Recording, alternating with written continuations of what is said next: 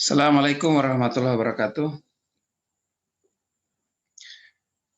Alhamdulillahirabbil alamin. Asyhadu an la ilaha illallah wa asyhadu anna Muhammadan abduhu wa rasuluh. Kali ini kita akan melanjutkan kuliah kita,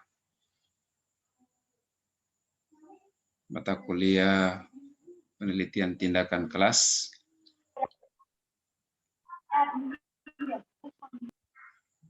Kita akan bahas tentang bab 2. Minggu lalu bab 1 minggu sebelumnya kita sudah bahas tentang bab 1. Bab 2 apa saja isinya? Ya, bab 2 itu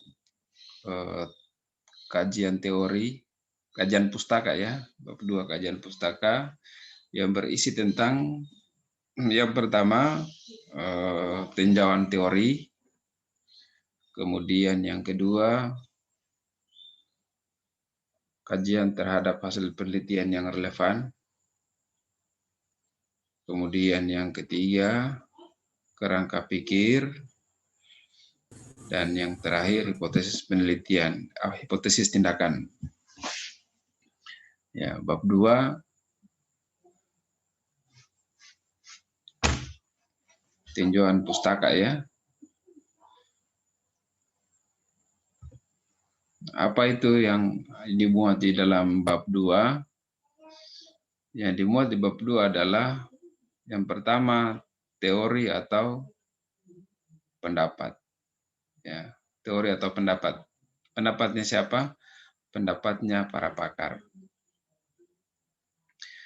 Namanya juga bab pendapat atau bab teori. Ya, pada bagian teori itu semuanya isinya harus ada rujukannya, pendapatnya orang. Di dalam tulisan tidak boleh kelihatan seperti karangan sendiri. Di bagian ini yang dikaji adalah teori atau pendapat. Nah, pendapat yang dimasukkan adalah pendapat yang sesuai dengan yang dikaji. Misalnya kita meneliti tentang upaya peningkatan hasil belajar menggunakan metode kooperatif tipe STAD untuk materi bangun datar di kelas, lupa saya, mungkin kelas 4 saja, kita sebut ya kelas 4 SD tertentu. Nah, maka teori yang harus masuk di bab 2 adalah teori tentang hasil belajar. Ya. Teori tentang hasil belajar. Kemudian teori tentang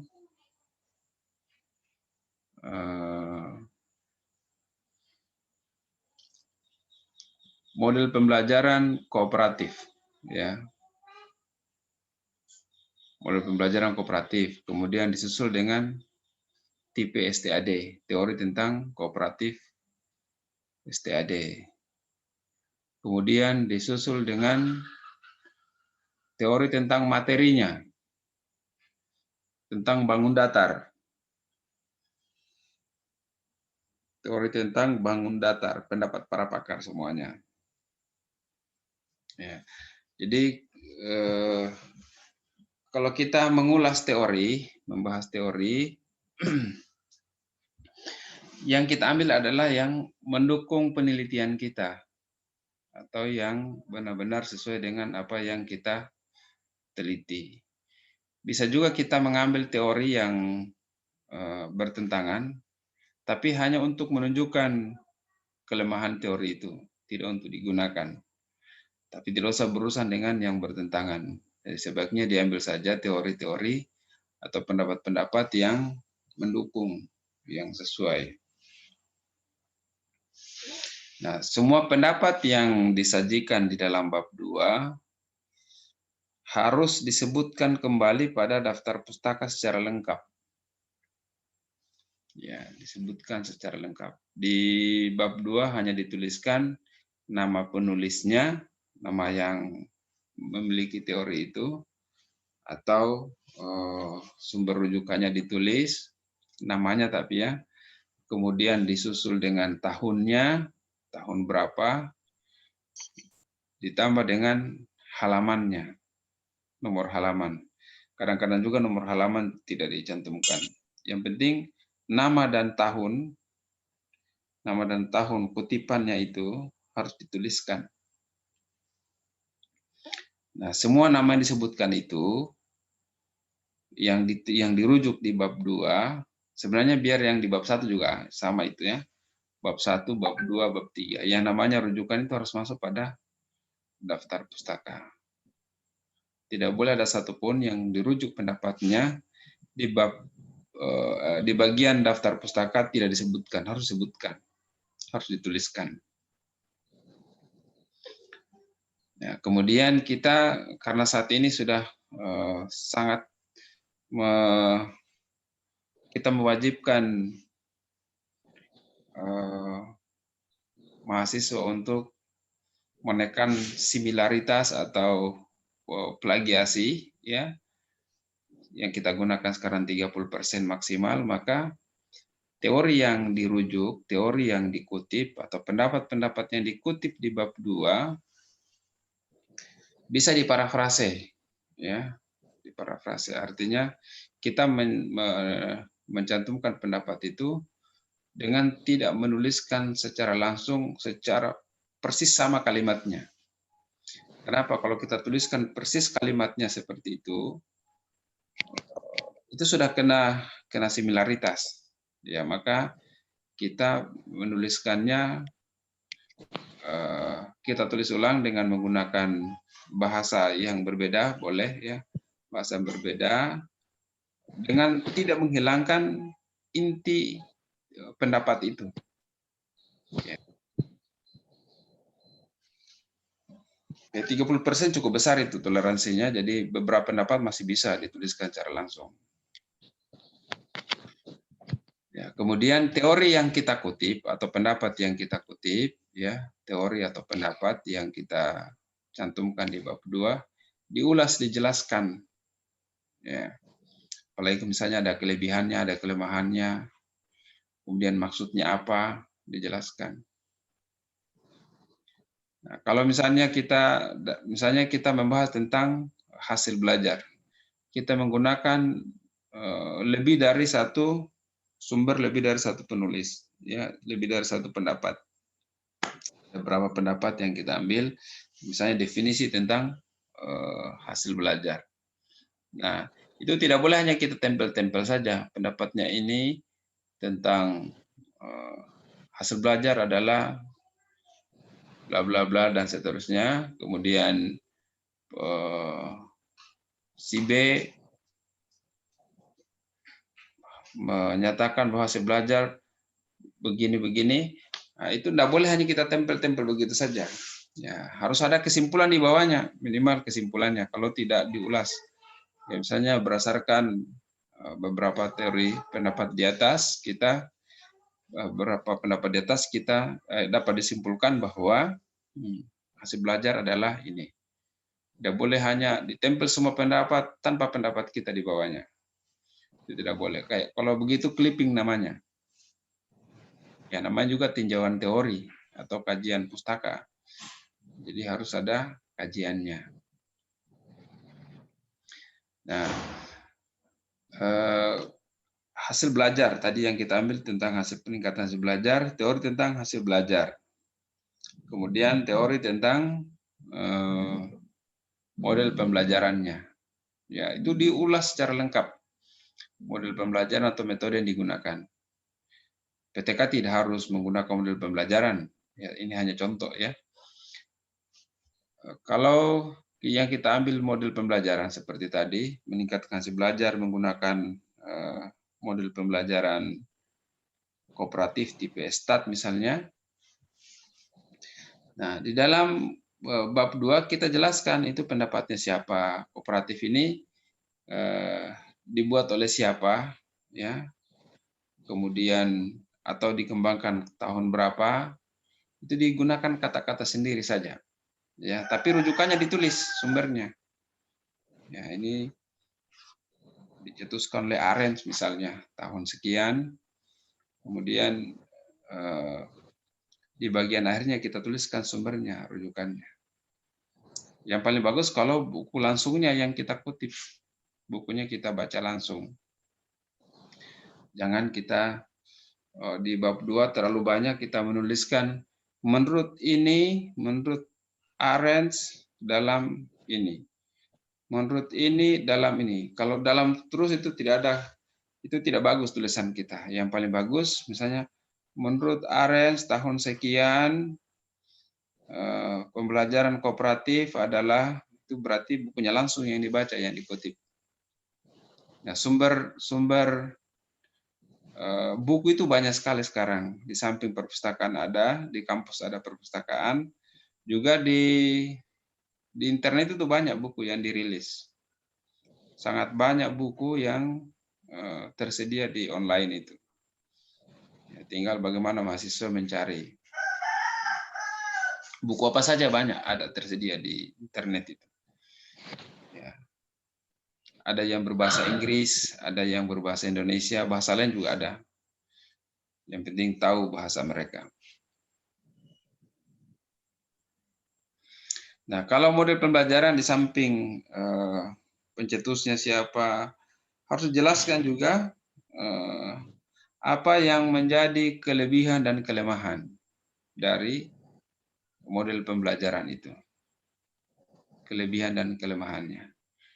Nah, kenapa dikaji kelebihan dan kelemahannya? Utamanya kelemahannya itu untuk mengantisipasi kendala pembelajaran di lapangan.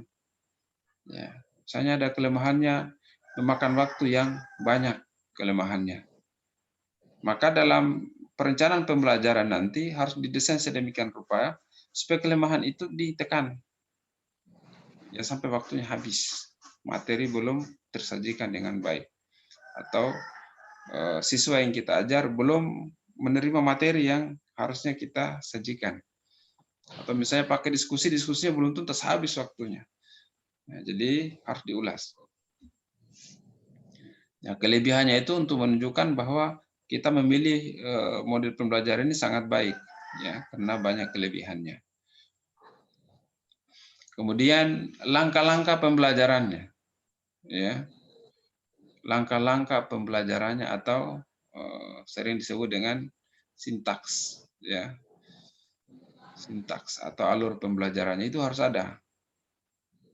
Langkah-langkah pembelajaran, misalnya kooperatif tipe START, harus dicantumkan di situ. Ya. Yang sering dilupa oleh mahasiswa dalam menulis skripsi, kooperatif itu punya kekhasan yang berupa penilaian perkembangan.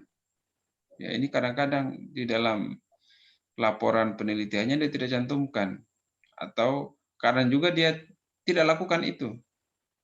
Ya, benar-benar harus dipahami karakteristik dari model pembelajaran yang dipilih. Ya, kooperatif itu banyak sekali karakteristik yang harus dipenuhi. Yang lain juga begitu ada. Hanya di kooperatif itu ada karena dia pembelajaran kelompok. Ya, maka harus kelihatan.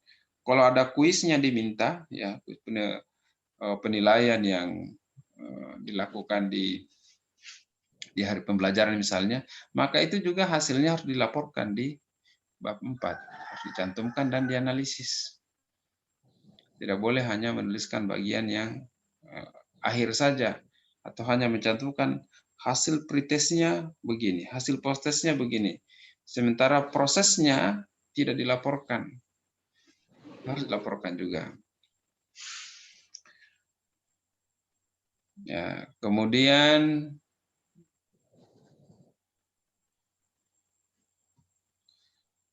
hasil penelitian yang relevan.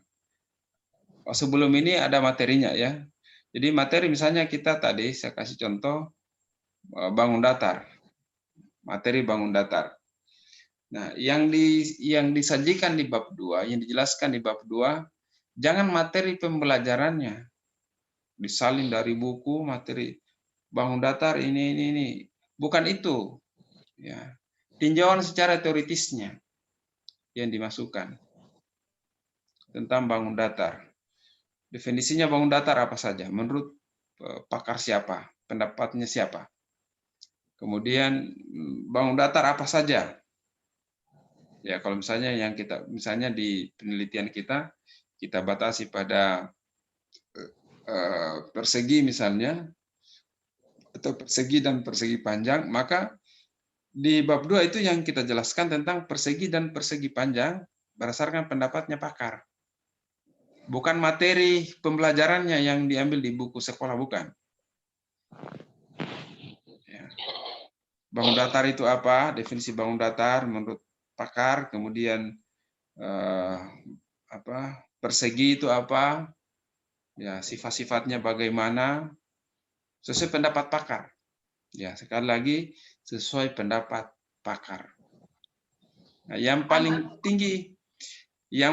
tinggi similaritasnya di dalam skripsi yang sudah saat ini dicek atau yang lalu-lalu ini. Ini kasih mati ini mikrofonmu. Kenapa? Ada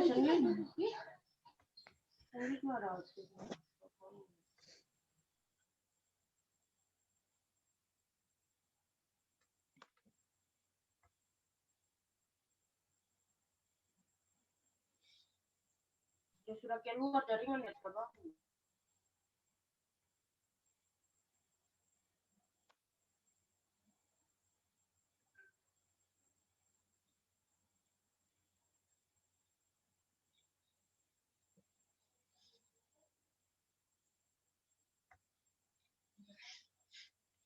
Apa tadi? Jadi lupa saya.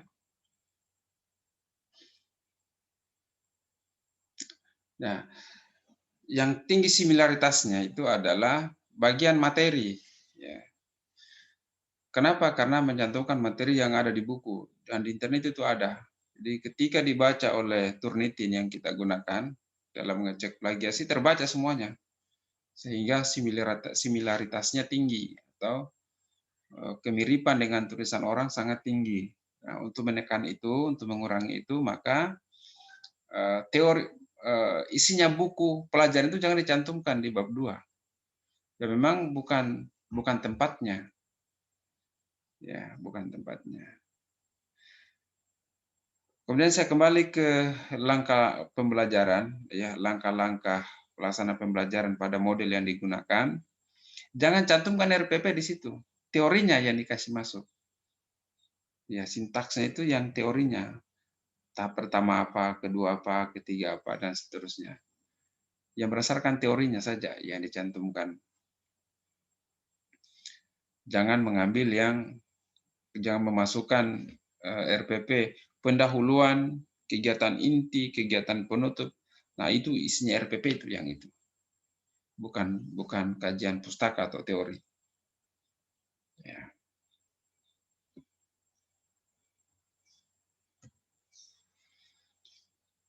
Kemudian bagian kedua, jadi bagian pertama tadi teori ya.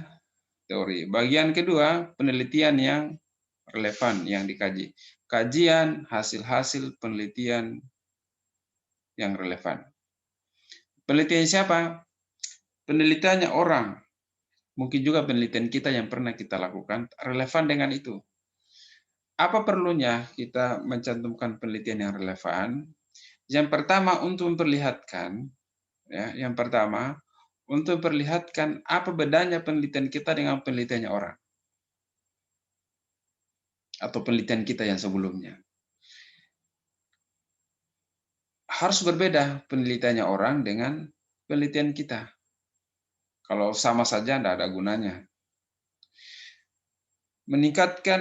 Upaya meningkatkan hasil belajar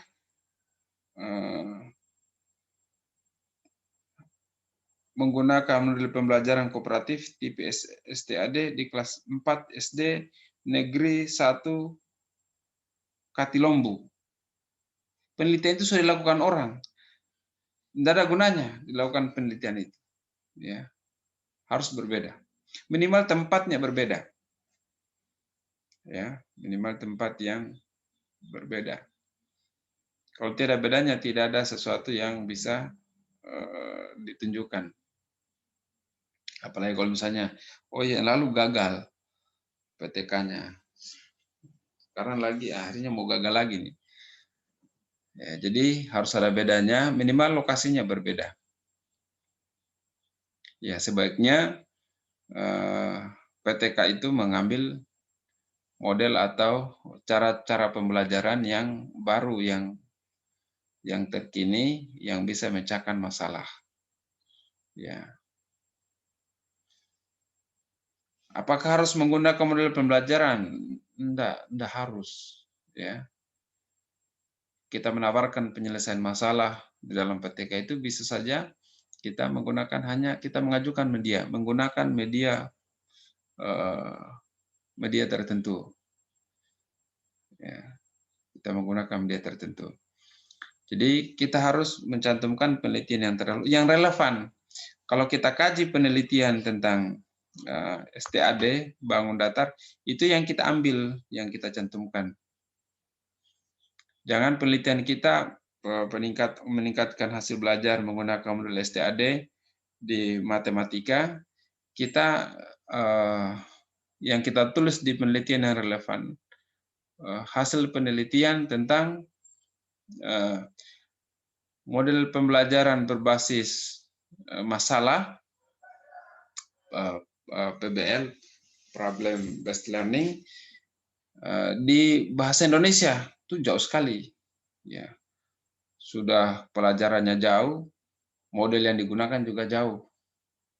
Maka kita seharusnya kita menggunakan penelitian yang dekat dengan yang kita teliti.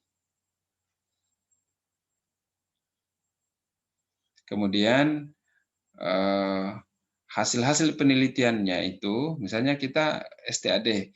Nah, simpulan dari penelitian STAD di suatu tempat itu bisa kita jadikan alasan di bab 1, ya, di bab 1 yang mendukung pemilihan model pembelajaran kita. Jadi kita pilih STAD. Kenapa kita pilih STAD untuk memecahkan masalah yang seperti ini? Oh, di beberapa tempat misalnya di SD yang di luar tempatnya kita meneliti, sudah terbukti berhasil memecahkan masalah yang serupa. Ya, itu dijelaskan juga di bab 1, bagian latar belakang. Sehingga pemilihan model pembelajaran atau metode atau media atau apapun namanya untuk memecahkan masalah yang kita teliti ada alasannya. Ya, jadi pemilihan strategi pemecahan masalah di latar belakang itu ada alasan yang menguatkan kita, bukan tiba-tiba hanya menentukan saya menggunakan ini. Terus alasannya kok kenapa pilih itu? Biasanya pada satu ujian itu ditanya, kenapa yang dipilih untuk memecahkan masalah ini menggunakan model pembelajaran kooperatif? Tidak bisa jawab karena kajian penelitian yang relevannya dia tidak gunakan. Alasannya karena mengaktifkan siswa. Apanya mengaktifkan siswa? Semua model pembelajaran siswanya aktif. Ya.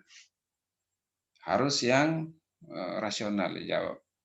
Sesuai dengan hasil penelitiannya orang atau pendapatnya orang. Yang paling bagus hasil penelitian. Kalau pendapat itu kan siapa saja bisa berpendapat. Ya. Kemudian, kerangka pikir. Nah, kerangka pikir ini berisi tentang, ya, perlu perhatian ini banyak yang keliru di sini. Kerangka pikir itu berisi tentang ulasan masalahnya, ya, ulasan masalah yang sudah pernah disebut di bab 1. Ya, diulas itu masalahnya, kemudian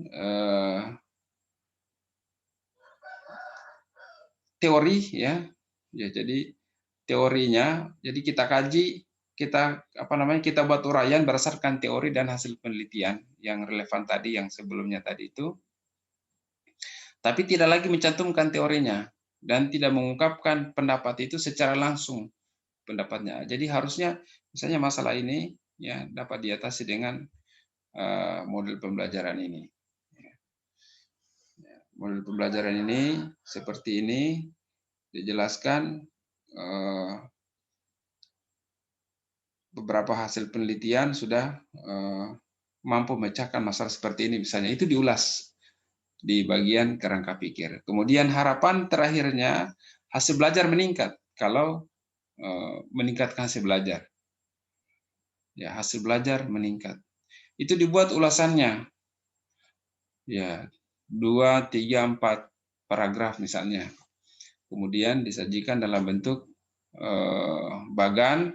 Bagannya simpel saja dibuat atau dalam bentuk gambar simpel saja.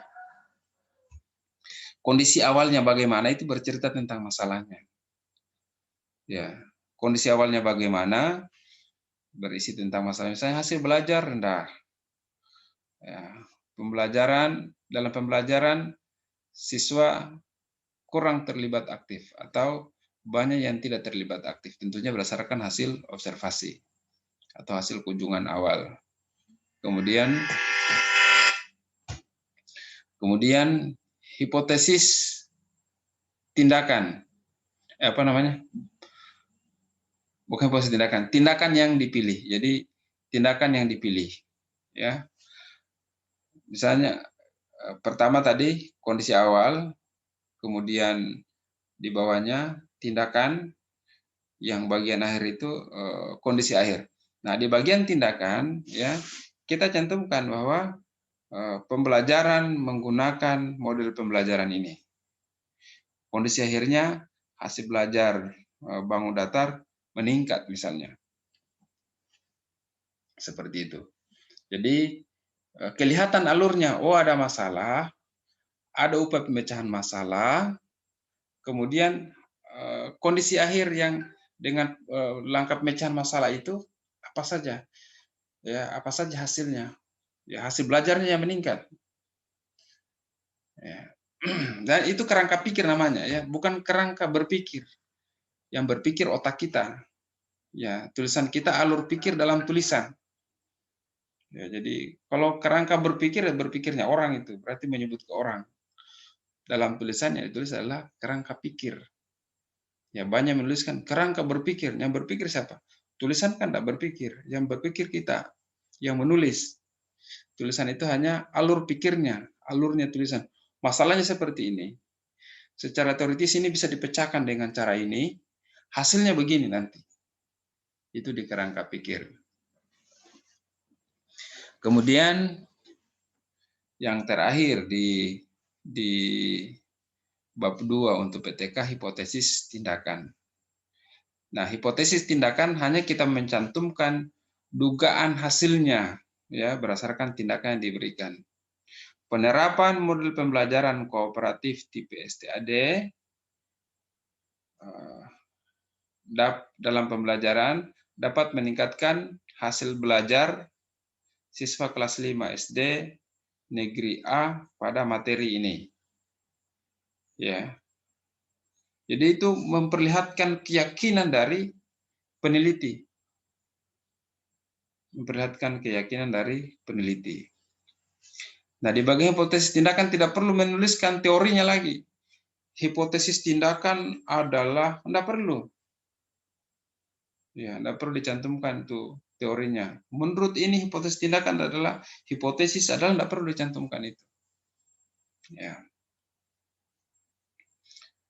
Kalau menjelaskan itu mencantumkan teori tentang hipotesis tindakan, mestinya juga bab 1 harus dijelaskan. Latar belakang adalah di rumusan masalah lagi begitu. Rumusan masalah adalah ini. Tapi itu tidak perlu. Ya, tidak perlu. Supaya tulisan kita adil. Itu keadilan dalam menulis juga itu yang begitu. Ya, bagian tertentu dijelaskan, didefinisikan hipotesis tindakan. Itu banyak itu saya temukan. Hipotesis tindakan adalah kemudian di bagian mana lagi yang sering didefinisikan menggunakan teorinya pakar. Analisis hasil penelitian adalah itu tidak perlu. Oke, saya pikir cukup ya untuk yang bagian bab 2. Ingat di bab 2 ini perlu parafrase ya. Kita boleh melihat tulisan orang ketika kita menulis, tapi jangan mengambil tulisannya orang. Jadi yang kita baca bisa kita ambil inspirasinya apa yang harus kita tulis di tulisan kita supaya